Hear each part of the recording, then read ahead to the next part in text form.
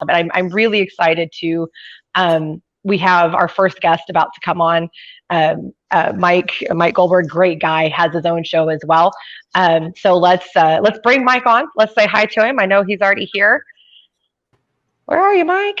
Here he comes. There he is. Hi. How's it going? It's going great.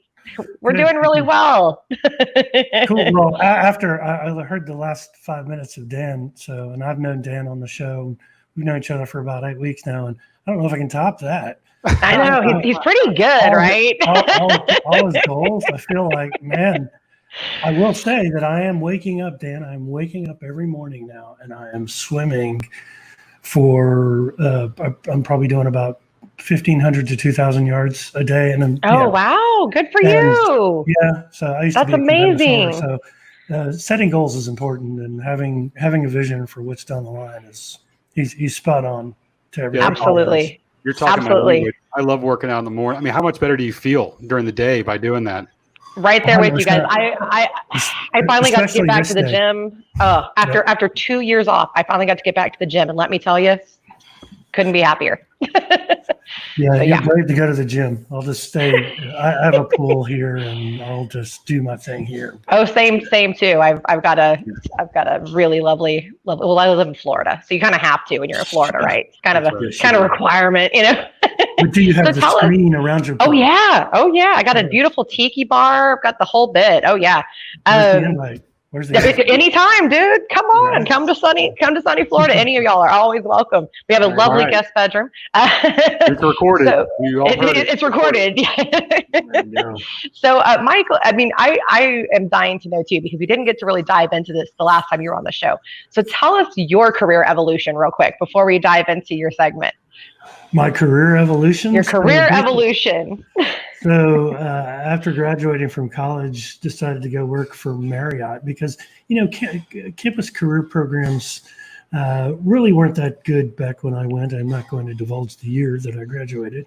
But I went to work for Marriott. And I basically grew through the Marriott ranks, and I'm blessed because that's where I met my wife, now almost 29 years. And but when I got to Dallas and moved here to be with her, basically decided to go get a MBA in HR from the University of Dallas.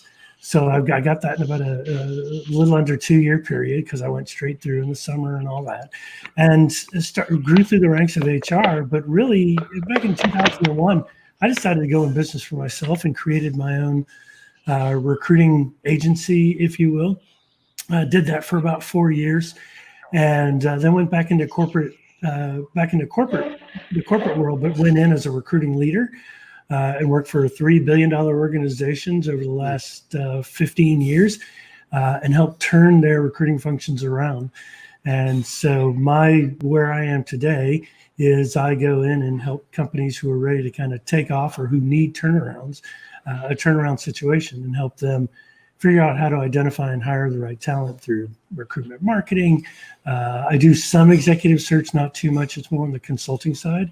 But over the last 3 months, I had to pivot, right? Because nobody's really buying those services right now, unless you're totally focused on executive search, right? So I pivoted, and now I'm a job search accountability coach, I like to call myself. And so I help job seekers. Yeah, I help job seekers really understand what their job search strategy should be, rather than, hey, I'm applying for jobs. That's my strategy. It doesn't work. It does not. Dan will tell you that. You'll tell me that. I mean, yep. So what's your number one piece of advice right now for people that are job searching with all the craziness with COVID and all of that? And everything going remote and some things being on furlough? What's your advice? I think my number one piece of advice is to have a strategy, and number two is to be patient.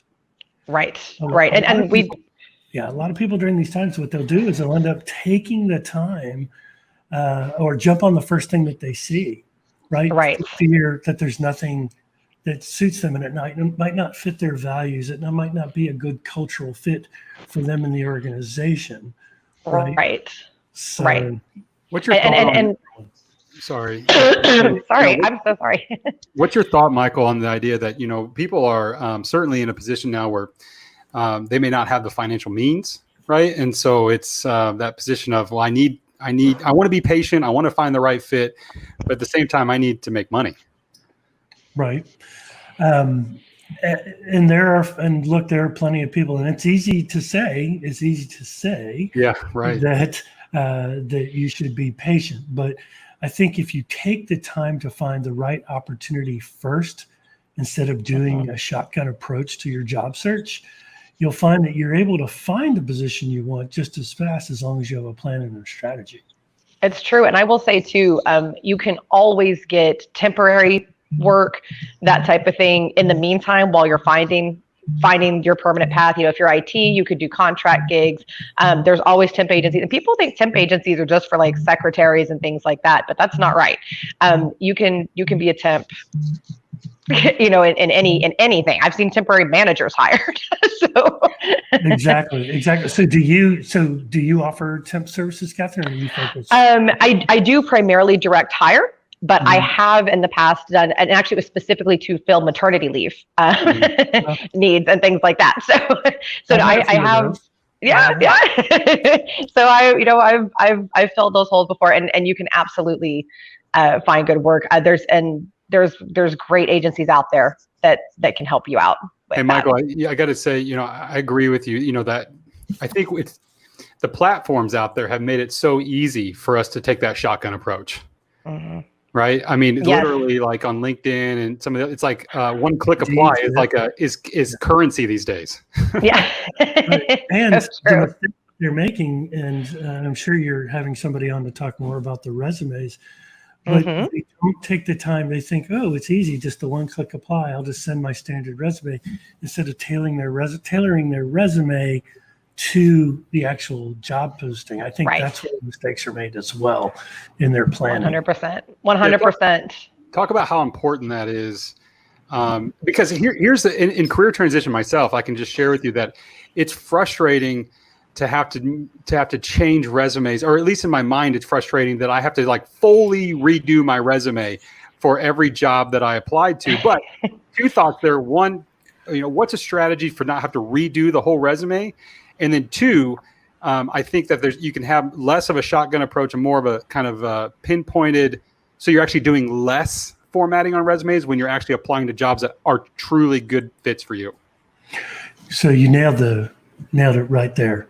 It's, a lot of people will just apply. I remember back as a corporate recruiting leader during the recession in 2008, 9, and if it goes on, how far ever it went. And basically, I would get CFOs, COOs applying for operations analyst, accounting specialist positions.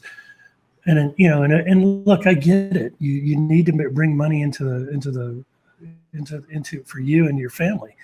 But if you're applying for those jobs, you're not going to get a response back from the recruiter. Number one, because you're applying for jobs that are too high level.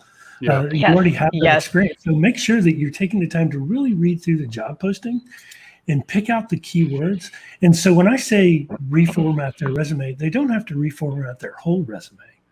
That's not the point. The point is to make sure that the keywords that you've pulled from the job posting, when there's enough detail in there, because we have seen plenty of job postings, right? And you're just like, help.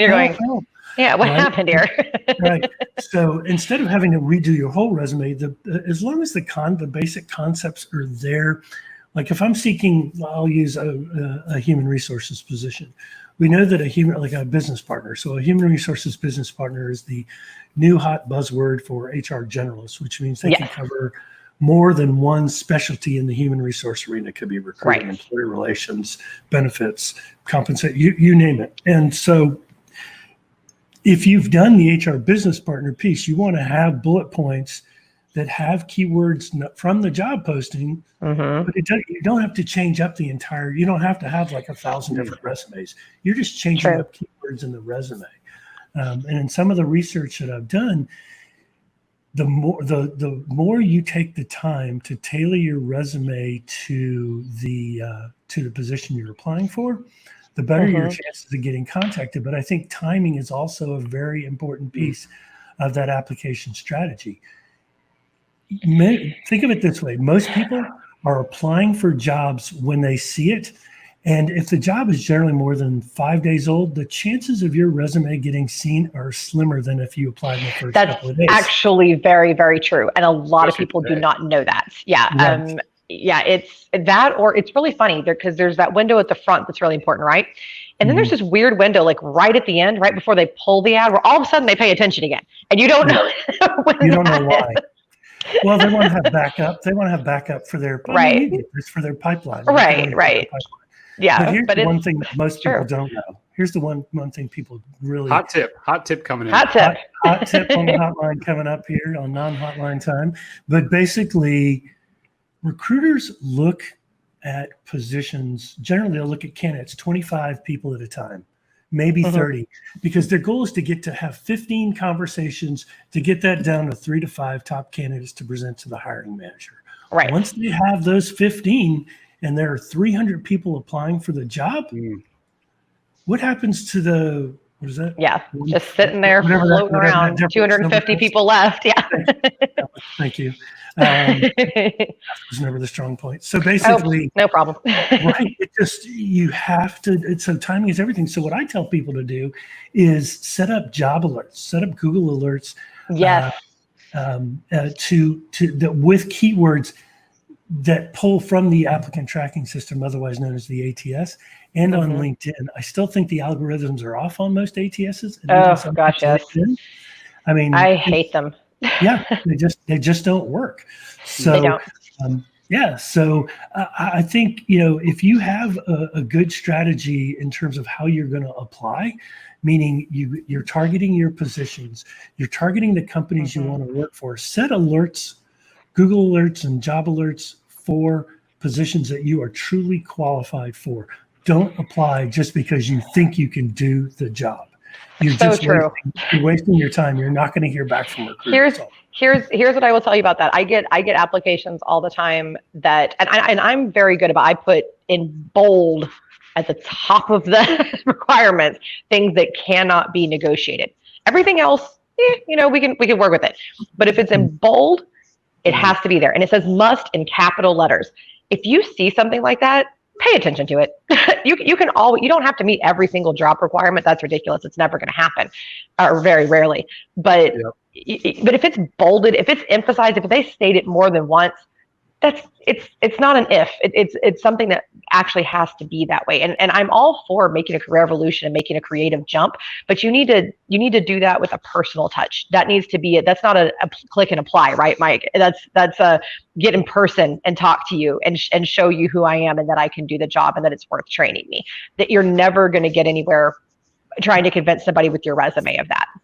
Exactly. And I think that leads to a good point as I know we got about 30 minutes left, but really it's you can apply all day long, but if you're not networking and trying to create connections inside your target organizations, again, you're wasting your time. And a lot of people think, I'll just, on LinkedIn, they have this, hey, connect with the job poster, which is generally the recruiter. The chances of them responding to your message or in-mail message is it's rare, but at least you're connecting with them and then trying to figure out what the email string is. And you can use tools like Email Hunter, which is probably the one that I go to the most. You can Google email finders, and you'll get there's a bunch of free ones out there. But try to connect with them personally. Send them pieces of work that you've done. Send them industry pieces that might connect with them, about, hey, the future of hiring in the airline industry or the future of hiring in logistics. Right. And stay in front of them. So it's kind of like us in our sales roles that we do, because when you're in a job search, you're selling yourself. Yes. Yes. I say that all the time. Yes. Thank you for saying that. You are pitching yourself, and vice versa. By the way, they should be pitching to you too, but 100%, 100% spot on. but the goal is, and so when you look at it, what I've always learned and practice is, don't bury your head in the sand and wait for someone to apply. Stay in front of them as much as you can. The more you do that, the more they're going to go, all right, this person actually cares about me and is sharing information with me. And don't just send it to the recruiter. Send it to the VP. Send it to the SVP. Send it to the hiring manager. Send it to the CEO. Yeah, somebody that will read it and take the time. And a lot of people, well, I've never written anything. What do I do? Just talk about what's passionate to you and why the company is passionate to you. That's all it takes. And it doesn't have to be a book. It just needs to be, it can be 2 or 3 paragraphs. Absolutely. Yeah, most people 100%. Aren't going to read that much anyways. You're absolutely right. Well, as we wrap up here, Michael, where can we find you? What do you have going on? And how can people connect with you? Yeah, absolutely. So if you're interested in the job strategies, you can reach out to me on LinkedIn, Michael Goldberg. It's the last. So if you do the linkedin.com/in/, it's Dallas, like the town where I live, the city where I live, Dallas, Michael Goldberg. They can also go to www.hiringtransformed.com and reach out. I'm happy to help you, happy to provide job search tips.